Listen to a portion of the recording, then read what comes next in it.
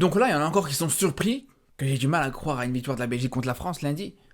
Il y en a, ils sont surpris que je suis pessimiste par rapport à cette équipe de Belgique. Mais les gars, j'ai envie de vous dire, non seulement à la base, j'étais pessimiste, mais là, plus les jours passent et plus c'est encore pire, les gars. Avec tout ce qui est en train de se passer de jour en jour. Ah, mais il n'y a absolument rien qui me permet d'y croire. Autant c'est vrai que d'habitude, je suis souvent pessimiste et de nature pessimiste. Par exemple, s'il y a mon équipe qui va jouer, que ce soit, allez, équipe nationale ou mon club, par exemple le Barça. En tant que supporter du Barça, ben souvent ça m'arrive, voilà, d'être pessimiste au moment du tirage au sort, mais une fois que les jours ils arrivent, les jours ils approchent plutôt, une fois que tu t'approches du match, voilà, tu commences à y croire, et ça c'est normal en tant que supporter. Comme tous les supporters du monde, c'est normal. Une fois que tu t'approches du match, tu te dis, allez, ça reste un match de football, il y a tout qui est possible. Mais là c'est l'inverse. C'est la première fois où c'est l'inverse, c'est la première fois où même j'ai envie d'y croire, on approche du match, mais à chaque fois, t'as quelque chose qui vient surenchérir et il y a quelque chose qui fait que t'as encore moins envie d'y croire. Et là, les gars, la liste des choses qui font que ce match, je le sens pas du tout. La liste des choses qui font que je le sens pas du tout. La liste, elle est très longue. Elle est vraiment très longue. Mais déjà, avant de commencer, j'ai oublié de vous dire une chose. C'est que bien sûr, comme pour tous les matchs, comme toutes les grosses affiches de cet Euro, je serai en live pour suivre la rencontre en direct sur ma chaîne YouTube secondaire. Le lien est juste ici. Je serai en live d'ailleurs ce soir pour suivre Suisse-Italie. Demain aussi, je serai en live pour Espagne-Géorgie. Bref, je suivrai chaque jour l'affiche de la journée. Et bien sûr, lundi, on sera en live pour suivre France-Belgique. Mais tout ça pour dire, les gars, et je vous le dis, bien sûr que je le sens pas du tout. Mais c'est pas anodin. Parce qu'il y a déjà l'aspect sportif qui fait que, bien sûr, t'as du mal à y croire. Et ça, j'en ai parlé longuement de l'aspect sportif en disant que pour moi, quand je vois le niveau de la Belgique dans cet Euro, quand je vois à quel point, certes, l'équipe de France est très mauvaise dans cet Euro, mais les Belges, c'est encore pire, les gars. Les Belges, c'est une dinguerie à quel point ils ont proposé un début d'Euro qui est vraiment exécrable dans un groupe qui est très mauvais. Et c'est vraiment toute la différence avec l'équipe de France par rapport à la Belgique. C'est que autant les Français ont été mauvais, mais dans un groupe qui est pas si mauvais que ça. Alors que les Belges, ils ont été mauvais, ils ont eu du mal à se qualifier, ils ont eu du mal à être premiers dans un groupe avec la Roumanie, l'Ukraine et la Slovaquie. Et elle a toute la différence. Elle est vraiment là toute la différence. En dehors du fait, bien sûr, que l'effectif belge, il est moins bon. Et ça aussi, on va pas revenir là-dessus. J'en ai déjà parlé dans une de mes dernières vidéos. Mais bien sûr que tu as aussi ça à prendre en compte. L'effectif belge, c'est une réalité. Il est moins bon que l'effectif français. On sait que cette équipe de Belgique, elle est moins complète que l'équipe de France. C'est une réalité, les frères. Ça, on peut pas dire le contraire. Mais ça, en vrai, s'il y avait que ça, en vrai de vrai, s'il y avait que le problème d'effectif, si tu sentais que juste que tu manquais peut-être un petit peu de qualité par rapport à l'équipe de France, si c'était juste ça, il n'y aurait pas de problème. Parce que des fois, ça va absolument rien dire. Il y a plusieurs fois où, voilà, l'effectif peut être mauvais, mais l'équipe peut être compétitive. L'équipe peut être en forme. Mais là, c'est pas le cas du tout. Mais là, comme je vous dis, c'est pas juste l'aspect sportif qui fait que j'ai du mal à y croire encore une fois. Parce que là aussi, on pourrait dire un match, c'est pas l'autre. Tu peux être mauvais sur la phase de poule et après, voilà, tu peux changer d'état d'esprit. Tu peux vraiment avoir ce sursaut d'orgueil. Tu peux sentir que tu es dans une bonne dynamique et les jours qui arrivent avant le match, tu te dis, voilà, t'as l'impression que l'équipe, elle a bien préparé ce match. T'as l'impression que les joueurs, ils sont prêts. Mais là, c'est pas le cas du tout, encore une fois.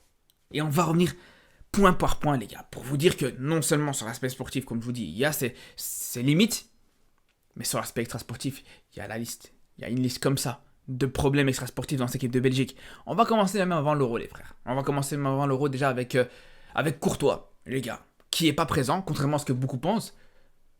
Il y en a, ils pensent que Courtois, il est pas là parce qu'il a pas joué beaucoup cette saison, parce qu'il revient à peine de blessure, parce que, les gars, ça n'a rien à voir, les frères. Si Courtois, il est pas présent déjà pour commencer, c'est parce qu'il s'est disputé avec le coach pour le brassard de capitaine. Ça, c'est pour commencer, les gars. Donc, regarde, déjà, dans quel état d'esprit t'abordes cet Euro. Mais je vais envie de vous dire, là, aussi, voilà, c'est pas un gros problème encore. Parce que ça peut arriver. Ça peut arriver à toutes les équipes. Un problème extra-sportif avant la compétition, c'est pas un problème du tout. Et en plus de ça, cette équipe de Belgique tournait quand même bien sans Courtois. Et surtout, j'ai envie de vous dire que son remplaçant, pour le coup, c'est l'un des meilleurs joueurs de cette équipe de Belgique. Castells, le gardien de la Belgique, fait un très bon Euro. Donc ça, pour moi, je vous dis, il n'y a rien à dire là-dessus. Donc voilà, c'est un petit élément qui vient, comme je vous dis, entacher cette équipe. Mais globalement, comme je vous dis, c'est pas très grave. L'équipe de France, en 2018, il gagne la Coupe du Monde sans Benzema. Il gagne la Coupe du Monde en 98 sans Cantona. Donc voilà. On sait que c'est pas parce que tu vas pas forcément prendre un joueur ou parce qu'un joueur il a un problème avec le coach, ça veut dire que d'office l'équipe elle sera plus compétitive et je pense pas que c'est le cas. Mais voilà, quand t'as ça et que tu rajoutes à ça, voilà, on va commencer par ce match contre l'Ukraine. Après ce match contre l'Ukraine, les gars. Déjà là, t'as un drama qui commence. Déjà là, t'as un problème avec les joueurs et les supporters. Voilà. Tu vois, après le match, quand on voit qu'après le match, les gars, les joueurs, ils se font siffler par les supporters. Déjà, ça, je vous dis la vérité, c'est débile. Honnêtement, c'est débile. Tu peux critiquer cette équipe, il n'y a pas de problème. Moi, je l'ai fait et je le fais encore. Mais ça, tu le fais chez toi. Ça, tu le fais chez toi quand t'es devant ta télé, à la limite. Tu peux même le faire sur Internet, avec ton téléphone, si tu veux. Il n'y a pas de problème, comme je peux le faire, voilà, moi devant une caméra. Mais quand t'es devant les joueurs, et quand tu fais le déplacement pour aller supporter cette équipe, fais juste ton travail de supporter. Si tu veux siffler, si tu veux, faire comprendre et montrer à ces joueurs ton mécontentement, fais-le après la compétition. Fais-le quand la Belgique sera éliminée. De toute façon, ça va pas tarder. Mais là, c'est là où je fais la différence, c'est que vous allez me dire, ouais, toi, tu fais que critiquer. Ouais, mais regardez, cette vidéo-là que je suis en train de faire, par exemple. Les joueurs, ils vont pas la voir. Ou même, j'ai envie de vous dire, si ils vont la voir, c'est qu'ils veulent la voir, tout simplement. C'est qu'ils vont aller la chercher, c'est ils veulent tomber dessus. Donc, c'est pas comme si j'étais au stade et que j'étais en train de siffler. Et moi, je vous le dis, les gars, si je suis au stade, que ce soit pour un match de la Belgique, que ce soit pour un match du Barça ou un match du Maroc, moi, je vais soutenir l'équipe, soutenir les joueurs. Et peut-être, bien sûr, en cas d'élimination, en cas de défaite, là, ouais, c'est autre chose, bien sûr. Et aujourd'hui, voilà, ça montre tout simplement le problème qu'il y a autour du football belge. Vous savez, c'est quoi le problème qu'il y a autour du football belge? Le problème principal, c'est que la Belgique, c'est pas un pays de football, tout simplement. La Belgique, c'est pas un pays de foot. C'est tout simplement ça, les gars. Le football, c'est pas ancré dans la mentalité des Belges. T'as beaucoup de Belges, je généralise pas, bien sûr, mais t'as beaucoup de Belges. Quand il y a leur équipe qui joue, quand il y a un match de la Belgique, par exemple, ils vont plus te parler du nombre de bières qu'ils vont boire, plutôt que de te parler de la compo, de tactique ou de choses comme ça. Et ça, c'est une réalité, les gars. Encore une fois, je généralise pas. Et bien sûr que, heureusement, il y a beaucoup de Belges qui connaissent le football, qui s'intéressent au football dans son intégralité. Mais t'en as que, malheureusement, voilà, c'est en surface. Et je vous dis, pendant longtemps, le football, ça n'a pas été le sport numéro 1 en Belgique. Je suis même pas sûr qu'aujourd'hui ça l'est encore. Et de toute façon, j'ai envie de vous dire que peut-être que si justement aujourd'hui le football c'est devenu le sport numéro 1 en Belgique, il faudra le temps, comme je vous dis, pour que les Belges ont clairement cette culture de football. Et vous allez me dire, peut-être j'exagère, vous allez me dire, ouais, non, t'abuses. De là à dire que la Belgique c'est pas un pays de foot, de là à dire que les Belges n'ont pas cette culture foot. Les gars, il faut savoir déjà encore une fois une chose. C'est que au-delà de ce qu'on peut dire, de la caricature et tout ça, c'est qu'il faut savoir, je vous dis, globalement, les Belges, la plupart des Belges s'intéressent pas au foot en dehors des matchs de compétition internationale. En dehors de l'Euro et en dehors de la Coupe du Monde, il n'y a pas un engouement énorme autour du foot en Belgique.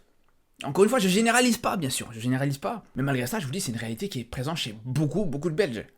Et moi, personnellement, qui suis belge, mais qui suis aussi marocain, qui ai cette chance d'avoir une double nationalité, c'est là où je peux vous dire que justement, quand je compare, justement quand je fais la différence entre mon côté marocain et mon entourage marocain par rapport au match du Maroc, et que je fais cette différence avec mon entourage belge par rapport au match de la Belgique ou par rapport à cette relation avec le football, ça n'a absolument rien à voir.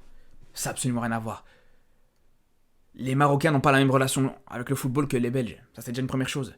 Rien qu'en Belgique, on peut faire une comparaison intéressante, parce qu'on sait très bien que en Belgique, s'il y a bien une nationalité qui est très présente, c'est les Italiens.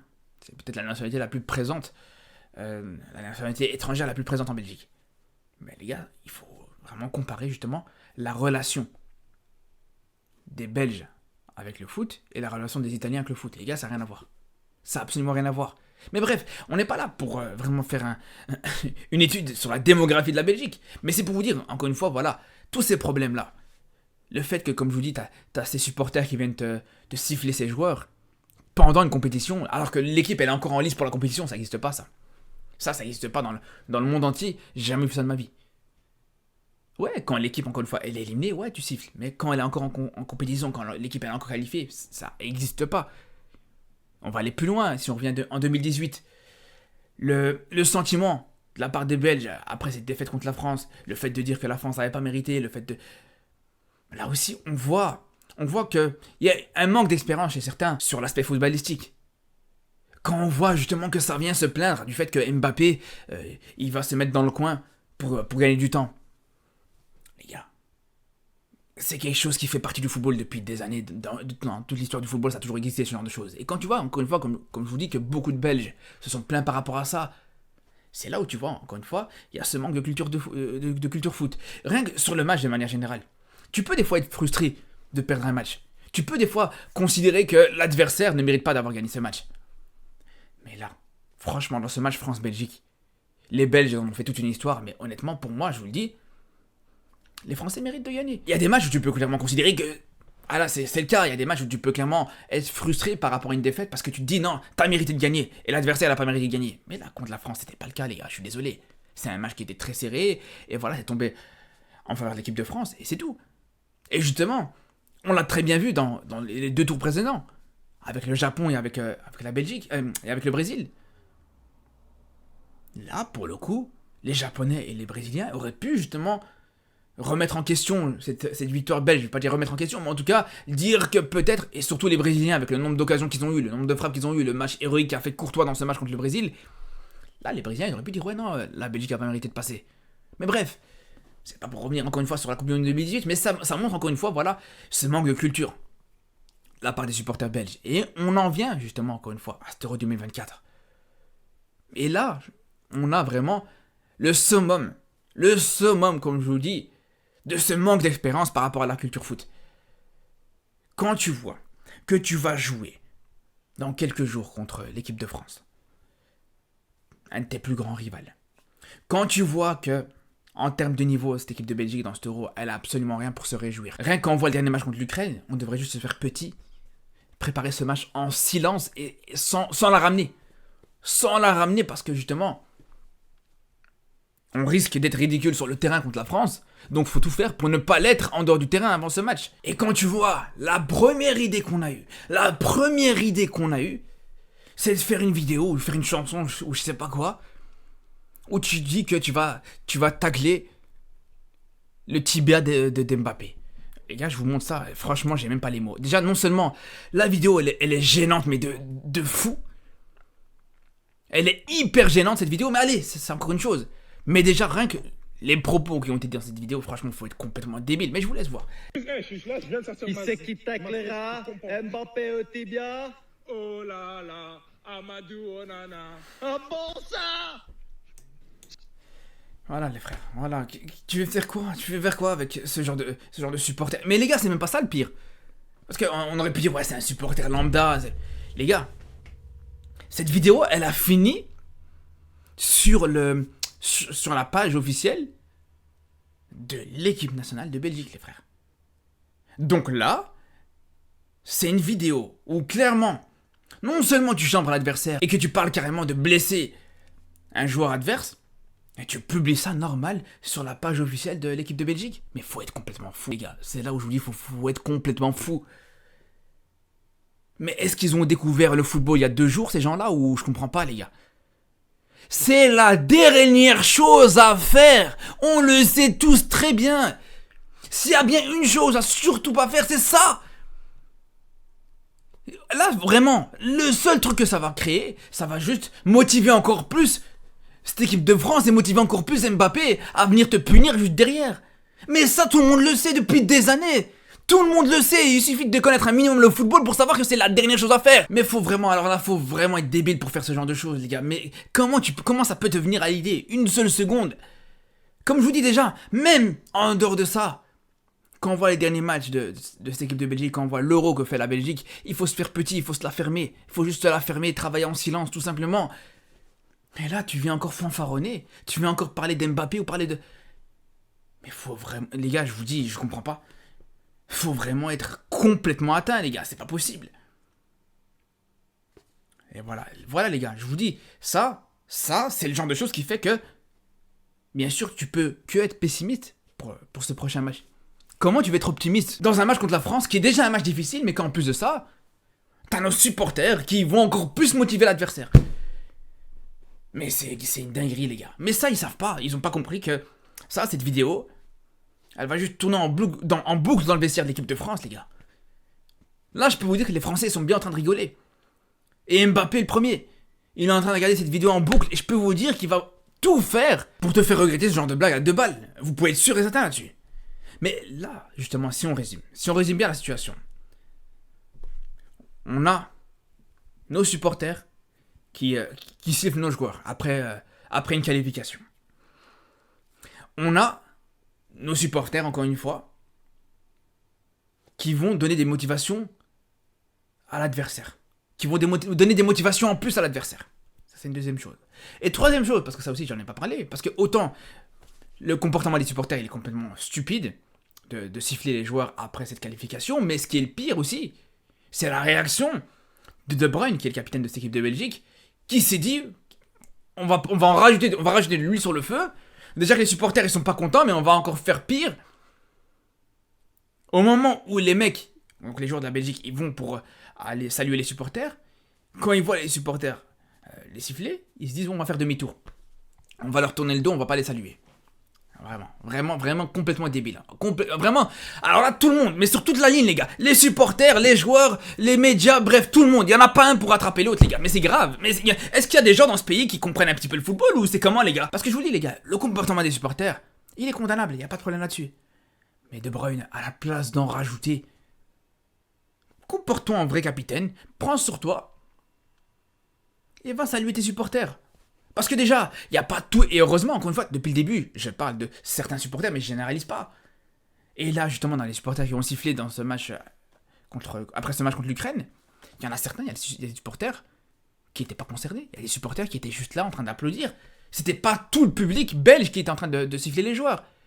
Et il y en a certains dans ces supporters, tout simplement, qui ont fait le déplacement. Enfin, ils ont tous fait le déplacement pour le coup.